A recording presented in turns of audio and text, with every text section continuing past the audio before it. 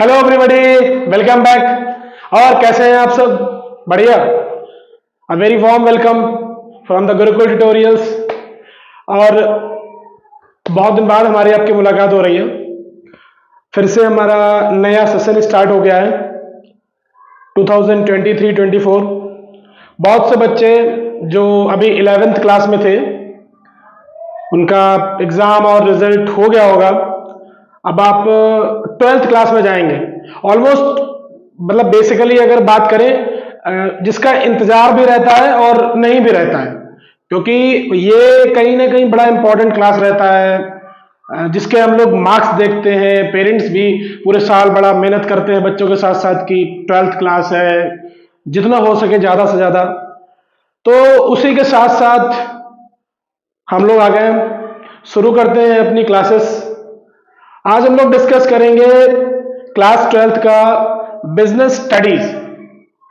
ये टॉपिक वैसे तो बीकॉम के भी semester wise, BBA semester wise कई क्लासेस में है, तो इसको हम लोग उसी वे में पढ़ेंगे ताकि लगभग सबके लिए एक अच्छा सा कवरअप हो जाए। डिस्कस करेंगे चैप्टर नंबर 1 के साथ। तो चलिए आइए हमेशा की तरह शुरू करते हैं without wasting a single second. Let's start. Chapter number 1 है क्लास 12th का। चैप्टर का नाम है nature and significance of management. Basically आपको क्लास 12th में ही ये जो वर्ड है ना, मैनेजमेंट, ये सिखा देता है, ये सीखने को मिलता है और ये हर जगह काम आने वाला है।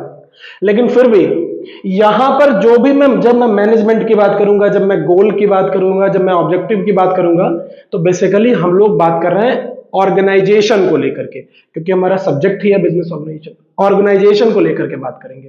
ठीक है, तो जैसे मैनेजमेंट की डेफिनेशन की अगर मैं बात करूं, इसका मतलब है it is an art of getting things done. It is an art of getting things done through others with the aim of achieving goal effectively and efficiently। सीधी बात है कि ये एक कला है काम को करने का या काम को कंप्लीट कराने का। एक आर्ट है जिससे वर्क जो है वो कंप्लीट होता है। मैनेजमेंट एक आर्ट है जिससे हमारा काम कंप्लीट होता है, लेकिन किसके साथ? किसी पर्टिकुलर गोल के साथ। किस चीज का काम करेंगे? तो उसके लिए हमारे पास क्या होगा? कोई पर्टिकुलर एक गोल होगा, उसको लेकर के हम काम करेंगे ना। उसको लेकर के काम करना है और उसे अचीव कैसे करना है? Effectively and efficiently. कोशिश करनी है कि काम जितना आसानी से, जितना अच्छे से हो जाए, जितना पैसा कम खर्च हो, जितना कम टाइम में लगे। ठीक है, इसको बोलते हैं इफेक्टिवली एंड एफिशिएंटली। अब बेसिक अगर मैं इन दोनों के बीच में डिफरेंस की बात करूं कि इफेक्टिवनेस और एफिशिएंसी के बीच में डिफरेंस क्या होता है। इफेक्टिवनेस का काम है कि काम पूरा हो जाए किसी भी तरीके से। इसका मेन मतलब है टू अचीव एंड रिजल्ट। इनका सीधा सा मतलब है कि इनका काम किसी तरह से पूरा हो जाए, काम पूरा हो जाना चाहिए। लेकिन ये क्या कहता है? To conduct cost benefit analysis, कि काम तो पूरा करना है, साथ साथ में कॉस्ट का भी खास ध्यान रखना है। ये नहीं है कि उस काम को पूरा करने के लिए जहां पर 100 रुपए खर्च होने थे वहां 200 खर्च हो गए। कॉस्ट को भी ध्यान में रखना है। ये क्या कहते हैं? Doing the right task. जैसे अभी जब आप 12th, अभी मान लो आप 12th में हो, तो आप काम तो सही कर रहे हो, 12th क्लास में हो, पढ़ाई कर रहे हो। लेकिन पढ़ाई कर रहे हैं, क्लास 12th है, यही हमारा टास्क नहीं है। ये कह रहा है doing the task in right way. पढ़ाई कर रहे हैं, सही तरीके से पढ़ाई कर रहे हैं, एक पर्टिकुलर गोल बना करके पढ़ाई कर रहे हैं कि इस चीज को पूरा करना है। ये कहता है कि काम को करो, सही तरीके से करो। ये कहता है काम को करो। तो इफेक्टिवनेस कहता है कि काम को कर लो। जैसे मैंने कहा एग्जाम्पल के तौर पे अगर आपको समझाऊं कि एक ए कंपनी है, इसको 100 शर्ट बनाने हैं, 100 शर्ट्स बनाने हैं, ठीक, और इसके पास 7 डेज का टाइम है, और इसने डिसाइड किया है कि 120 रुपीज का पर शर्ट पे खर्चा आने वाला है। तो इसने 100 शर्ट भी बना लिए। अब इसका गोल है, टाइम भी 7 ही दिन का लगा और एक शर्ट पे 120 रुपीज का ही खर्चा आया। तो हम कहेंगे ये काम इनका एफिशिएंट है। एफिशिएंट मैनर में इन्होंने काम किया, अपने काम को भी पूरा किया, अपनी कॉस्ट का भी ध्यान रखा, अपने टाइम का भी ध्यान रखा। लेकिन ये काम इफेक्टिव कब हो जाएगा? इसने शर्ट तो 100 बना ली, दिन भी 7 लगे, पर इसने कॉस्ट की तरफ ध्यान नहीं दिया, ये 140 रुपए खर्च कर गया। तो ये जो हमारा गोल था, जो हमने एक ऑब्जेक्टिव सेट किया था, उसके ये आगे चला गया। हमने सोचा था ज्यादा से ज्यादा खर्चा 120 आएगा और इसने खर्च कर दिया 140। तो इसने ये दोनों तो पूरे कर लिए, लेकिन यहां पर आकर के क्या हो गया, फेल हो गया। तो इफेक्टिवनेस और एफिशिएंसी के बीच में एक बेसिक डिफरेंस है। अब हम लोग बेसिकली 11 से पढ़ते चले आ रहे हैं, जितनी चीजें होती हैं उनके कैरेक्टर फीचर होते हैं, ठीक है। तो जैसे कि अब कैरेक्टर फीचर के बीच में डिफरेंस समझो। फॉर एग्जाम्पल, मान लो मेरा एक दोस्त है, अब मैंने उसका नाम बताया, अब मैं उसके बारे में बताऊंगा कि वो क्या कर रहा है, क्या होता है, ये उसके कैरेक्टर फीचर्स हो गए। जैसे मैनेजमेंट है, मैनेजमेंट के कैरेक्टर्स क्या हो सकते हैं? पहला है गोल ओरिएंटेड प्रोसेस, मतलब मैनेजमेंट किस चीज के ऊपर काम करेगा? जब तक आपका कोई ऑब्जेक्टिव नहीं है, जब तक आपका कोई गोल नहीं है, आप काम क्या करोगे? आप 12th में हो, आपका ऑब्जेक्टिव है कि 90% या इससे ज्यादा लाने हैं, ये आपका ऑब्जेक्टिव बन गया। अब इस पर्टिकुलर चीज के ऊपर आप काम करोगे, तो इसको कहेंगे मैनेजमेंट। फिर आता है कॉन्टिन्यूअस प्रोसेस, ये नेवर एंडिंग प्रोसेस है। मैनेजमेंट नेवर एंडिंग प्रोसेस इसलिए है कि जब आप 10th में थे तो आपको 10th का रिजल्ट दिखाई पड़ रहा था, फिर आप 11th में आए, थोड़ा रिलैक्स हुए, फिर आपका 12th आ गया, आप 12th का रिजल्ट दिखाई पड़ रहा है, फिर आप ग्रेजुएशन में जाएंगे, फिर आपके लिए जॉब, मतलब कभी भी मैनेजमेंट खत्म नहीं होता है, ठीक है। आगे बढ़ते हैं। ग्रुप एक्टिविटी, ग्रुप एक्टिविटी क्यों बोला गया कि एक अकेला आदमी काम नहीं कर सकता, बहुत बड़ी ऑर्गेनाइजेशन है और उस बहुत बड़ी ऑर्गेनाइजेशन में छोटे लेवल से लेकर बड़े लेवल तक हर कोई काम कर रहा है, कोई अपना काम गड़बड़ कर देगा, कोई भी ऐसा पर्सन है जो अपने काम को ठीक से मैनेज नहीं कर रहा, तो आपका गोल अचीव होने में दिक्कत होगी। जैसे फॉर एग्जाम्पल, मैं एक टीम को लेता हूं, एक टीम है जो कि क्रिकेट मैच खेल रही है। अब उस टीम में सारे के सारे लोग ठीक काम कर रहे हैं, सिर्फ 2 लोग ठीक काम नहीं कर रहे हैं, सब लोग जुटे पड़े हैं कि मैच जीत लेंगे। एक बॉलर है और एक फील्डर है, बॉलर कह रहा है कि मैं बॉल ही खराब डालूंगा, फील्डर कह रहा है कि मेरे पास आएगी मैं छोड़ दूंगा, यानी 2 लोग ठीक से काम नहीं कर रहे हैं, तो अब ग्रुप एक्टिविटी हो नहीं पा रही, तो गोल अचीव नहीं कर पाएंगे। फिर आता है इंटेंजिबल, इंटेंजिबल का बेसिक मतलब क्या होता है? इनविजिबल, जो दिखाई ना दे। जैसे हम सब अपने स्कूल में पढ़ते हैं, तो स्कूल में जब हमारा टीचर में पढ़ा रहा होता है तो वो कहता है कि मैनेजमेंट से एक नोटिस आई, तो क्या मैनेजमेंट कोई आदमी है या वहां बैठा कोई पर्सन है? नहीं, ये एक ऐसी चीज है जो इनविजिबल है, एक फोर्स है इनविजिबल, जिसे हम महसूस कर सकते हैं, फील कर सकते हैं, पर देख नहीं सकते। महसूस कैसे कर सकते हैं? जैसे वहां पर चीजें सिस्टमैटिक तरीके से स्कूल में चल रही हैं, सारा कुछ ऑर्गेनाइज्ड मैनर में हो रहा है, तो हम कहेंगे यहाँ का मैनेजमेंट अच्छा है। हम अगर वहां पर कुछ गड़बड़ देखते हैं तो हम कहेंगे कि हम यहाँ का मैनेजमेंट ठीक नहीं है। फिर आता है डायनामिक, डायनामिक का मतलब होता है जैसे फ्रीक्वेंट जो चेंजेस आते हैं, अचानक से जो बदलाव आते ही आते हैं। जैसे आज के टाइम पर सबसे बड़ा बदलाव टेक्नोलॉजी लाता है। हमारी अपनी एक ऑर्गेनाइजेशन है, हम काम कर रहे हैं, 4G चल रहा था, 5G आ गया। अब जब हमारे साथ काम करने हमारे कॉम्पिटिटर अपने आप को चेंज करके 5G में चले गए, तो अगर हम 4G में रहेंगे तो हमारा मैनेजमेंट गड़बड़ हो जाएगा, तो we need to change also, तो हमें भी अपने आप को 5G में ले जाना पड़ेगा। इसको बोलते हैं डायनामिक, यानी कि मैनेजमेंट हमें छोटे मोटे जो भी हमारे चेंजेस आते हैं वहां तक पहुंचने में मदद करता है। मल्टी डायमेंशनल, अच्छा मल्टी डायमेंशनल, कि इसको मैं मल्टी डायमेंशनल क्यों बोलूं? क्योंकि इसको हम 3 पार्ट्स में डिवाइड करते हैं। पहला होता है वर्क, दूसरा होता है पीपल, और तीसरा होता है ऑपरेशन। कि मैंने मैनेजमेंट को डिवाइड कर दिया 3 अलग अलग पार्ट्स में। पहला वर्क, वर्क का मतलब कि सबसे पहले हमारा गोल है, कुछ जो भी हमारा ऑब्जेक्टिव है, तो उस ऑब्जेक्टिव को अगर हमें अचीव करना है तो सबसे पहले करना पड़ेगा काम। क्योंकि अगर हम काम नहीं कर रहे हैं, सिर्फ प्लान बनाए जा रहे हैं, प्लान बनाए जा रहे हैं, तो थोड़ी सफलता मिल जाएगी। हमें काम भी करना पड़ेगा। तो पहला और बेसिक इनपुट यह कहता है कि सबसे पहले आप अपना काम करना शुरू करिए।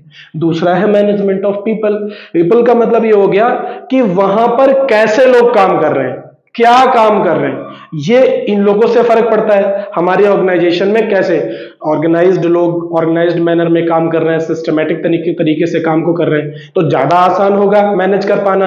अगर गड़बड़ हो रही है, तीसरा होता है ऑपरेशन। ऑपरेशन में बेसिक क्या आता है कि सबसे पहले आप परचेज करिए, फिर प्रोडक्शन करिए और फिर सेल करिए, ये ऑपरेशन। जब हमने यहां काम किया, लोगों ने सही तरीके से चीजों को मैनेज किया, तो हमने रॉ मटेरियल परचेज किया, रॉ मटेरियल से प्रोडक्ट बनाया यानी प्रोडक्शन किया और फिर उसको सेल किया। परचेज, प्रोडक्शन और सेल्स, ठीक, ये हमारा मल्टी डायमेंशनल हो गया।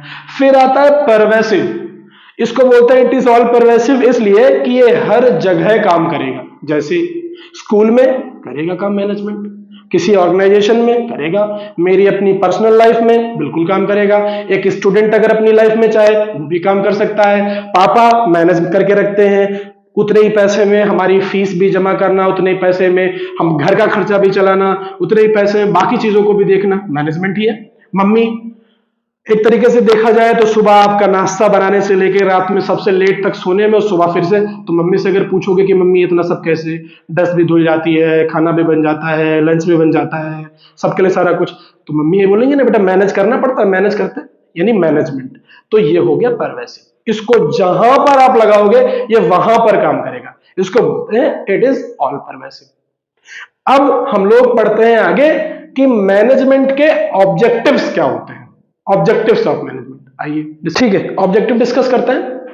ऑब्जेक्टिव में क्या है कि तीन तरीके के ऑब्जेक्टिव होते हैं बेसिकली मैनेजमेंट के। पहला मैंने बताया था कि हम लोग ऑर्गेनाइजेशन को लेकर के बात करते हैं, तो ऑर्गेनाइजेशनल ऑब्जेक्टिव क्या होता है।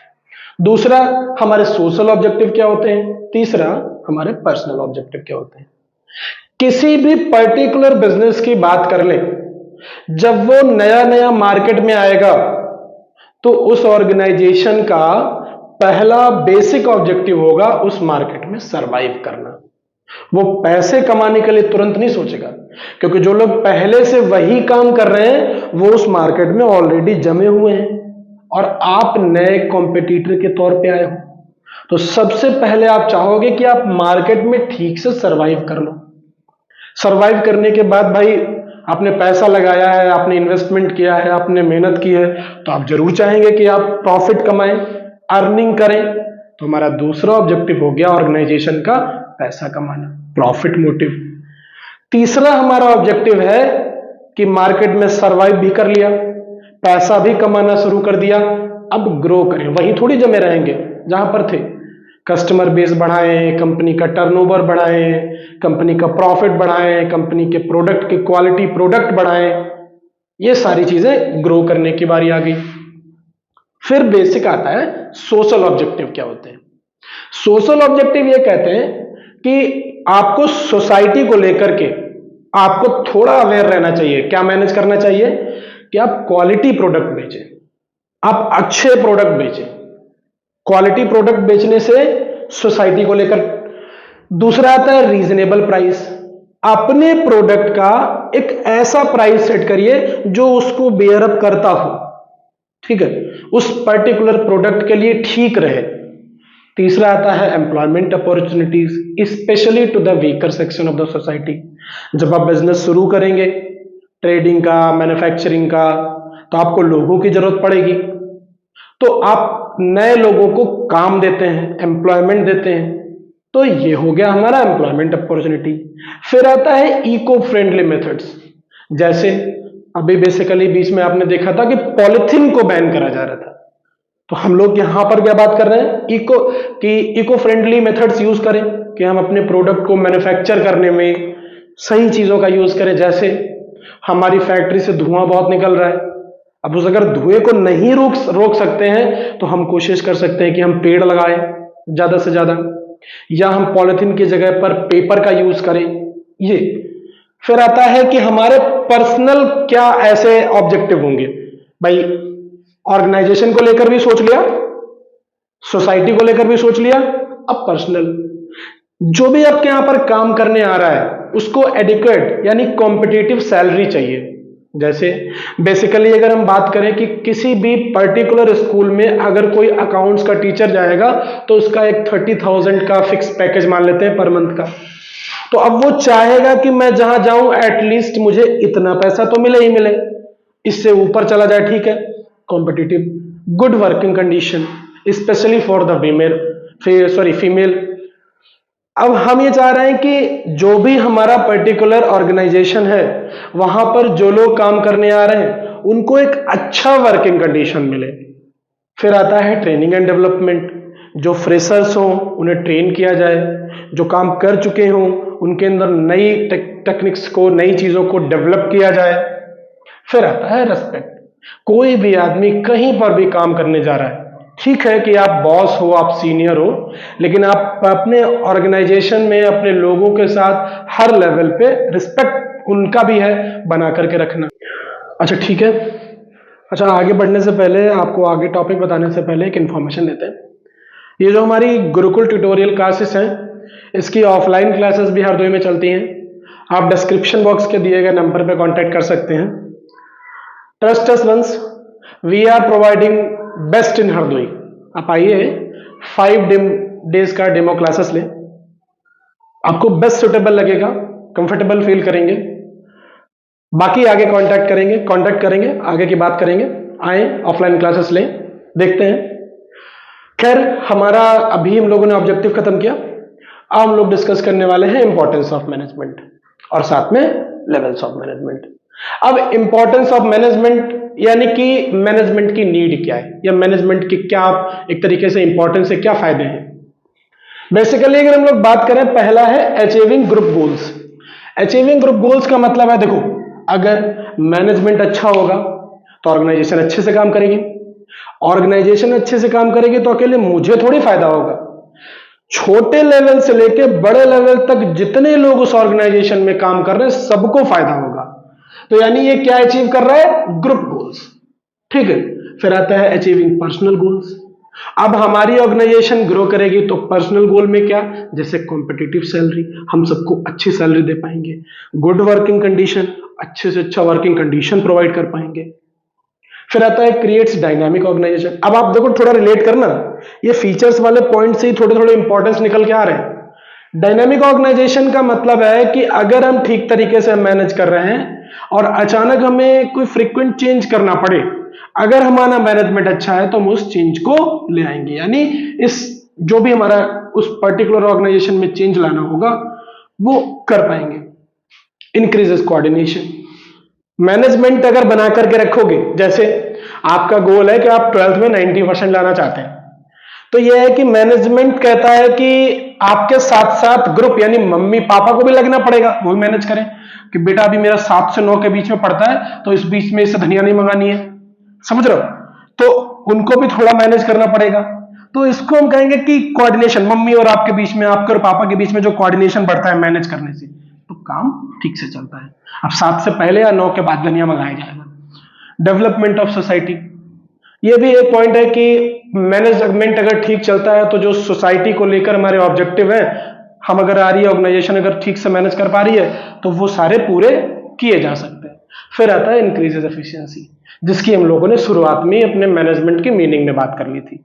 अगर हम सब कुछ मैनेज करके रखेंगे तो हमारा काम टाइम पर भी होगा, हमारा गोल भी पूरा होगा और हम कॉस्ट का काफी ध्यान रख पाएंगे, तो एफिशिएंसी बढ़ाता है। फिर इन सब के बीच में आते हैं लेवल्स ऑफ मैनेजमेंट। अब ये होते क्या है, किसी भी ऑर्गेनाइजेशन में 3 तरीके के लेवल होते हैं। लोअर, जिसको हम लोग सुपरवाइजरी और ऑपरेशनल लेवल के नाम से भी जानते हैं, मिडिल और टॉप, ठीक है। अगर हम बेसिक इनकी बात करें तो इनको हम बोलते हैं कि ये उस ऑर्गेनाइजेशन में काम करने वाले लोगों को अलग अलग डिस्टिंग्विश करता है। जैसे टॉप लेवल में बैठा आदमी क्या काम करेगा, वहां का आदमी सीईओ हो सकता है, वो उस पर्टिकुलर ऑर्गेनाइजेशन का प्रेसिडेंट हो सकता है, वो उस पर्टिकुलर ऑर्गेनाइजेशन का जनरल मैनेजर हो सकता है, वो उस पर्टिकुलर ऑर्गेनाइजेशन का चेयरमैन हो सकता है। आप समझ रहे हैं, टॉप लेवल में बैठे लोग, इनका बेसिकली कोई काम नहीं होता है, ये इस ऑर्गेनाइजेशन के ब्रेन है, इनको पॉलिसी बनाना है और मिडिल लेवल में भेज देना है। इनको गोल सेट करना है, इनको ऑब्जेक्टिव सेट करना है, इनको कॉस्ट सेट करनी है, ये यहां पर बैठ के ब्रेन के तरीके से काम कर रहे हैं। अगर ऑर्गेनाइजेशन पूरी एक बॉडी है, जैसे हमारी ह्यूमन बॉडी होती है, तो ये जो टॉप लेवल मैनेजमेंट है, ये उनका ब्रेन है, यही काम कर रहा है बेसिकली।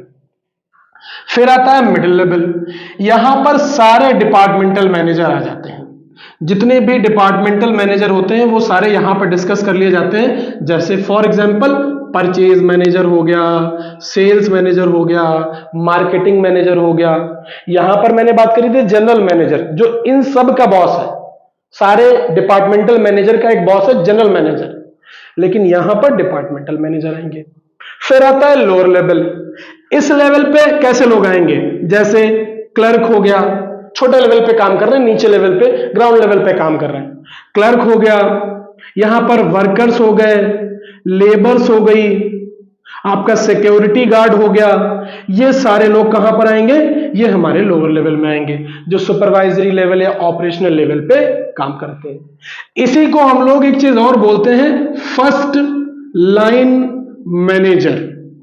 ये पहला लेवल है जहां पर आप सुपरवाइजर के तौर पे, फर्स्ट लाइन मैनेजर के तौर पे काम करते हो, फिर प्रमोट होके आप किसी डिपार्टमेंट के मैनेजर बनते हो, तो ये हमारा फर्स्ट लाइन मैनेजर भी बोला जाता है।